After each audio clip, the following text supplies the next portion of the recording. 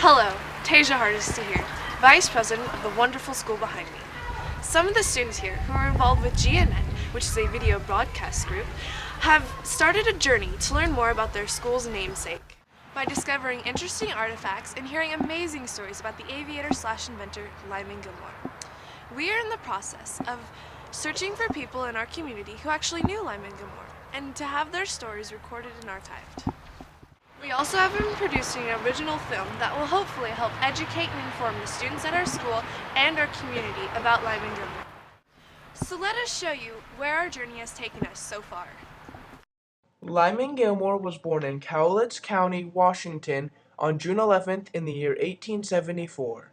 He was an inventor from the time he could hold the tools in his hands, and at age 17 he built a small glider that would take off in the wind going down a hill. Later, he built a glider with an 18-foot wingspan that was horse-drawn. He claimed to have been led by a voice telling him what to build and how to build it. In the year of 1902, Lyman Gilmore built a steam-powered airplane, and on May 15th of the same year, he claimed to have flown that very plane a year and a half before the Wright Brothers made their maiden flight. In 1910, Lyman built the first commercial airfield in the United States, which was located on the current site of the middle school that bears his name. In 1935, there was a devastating fire in his hangar that destroyed both of his planes and all of the evidence that he had of his flight.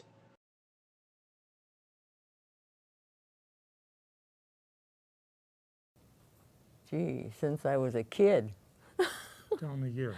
1929? Yeah. I forget a lot of things. Oh yes, he came to our house quite often. To chat, because my father grew up in Washington and Oregon. And so we suspect that the fact that they both grew up in Washington, Yeah. her father was a few years younger than Lyman. And so he'd come into our house, and where my father had a little place to chat with him, and anyhow, we'd always offer him some food or something, and sometimes he would have some. People were trying to take away the flying field from Lyman Gilmore. A mining company owned what was underneath, and they were trying to take it away. They finally reached a settlement in which the mining company kept all the land underneath for mining, but Lyman could use this, continue to use it for an airport. Wore his hair long, and I thought that was kind of funny, in those days. Lyman Gilmore had 2 or 3 big cars, and none of them worked very well. And I wonder what brand they were. But 2 of them were Cadillac. He didn't have any money. no. Lyman Gilmore probably in his lifetime didn't earn as much money as you kids have earned already in your lives.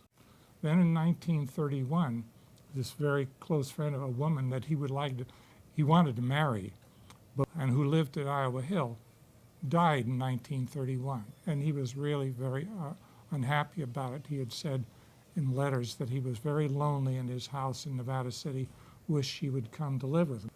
Then in 1934 or 1935, his hangar burned down with everything in it, the airplanes and all these things. I think it was down at this end. Yes, it was at the east end. They had a stroke in about 1949 or 50, and then it never got really well after that. He died in either January or February of 1951 in Nevada City. Wow, that's cool. Look at this, what I found. It's Gilmore's flying field, and I think our field was his runway. He looks kind of eccentric. Yeah. You know, I wonder what it would be like if he came back and saw what we did with his runway.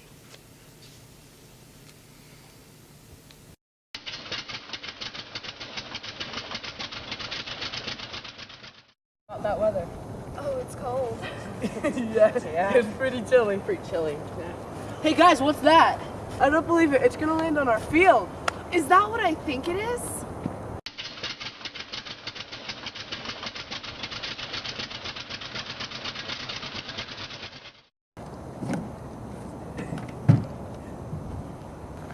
Well, now you youngsters better get off this. This is an airfield. It's pretty dangerous up here. Who are you and what are you doing on our field?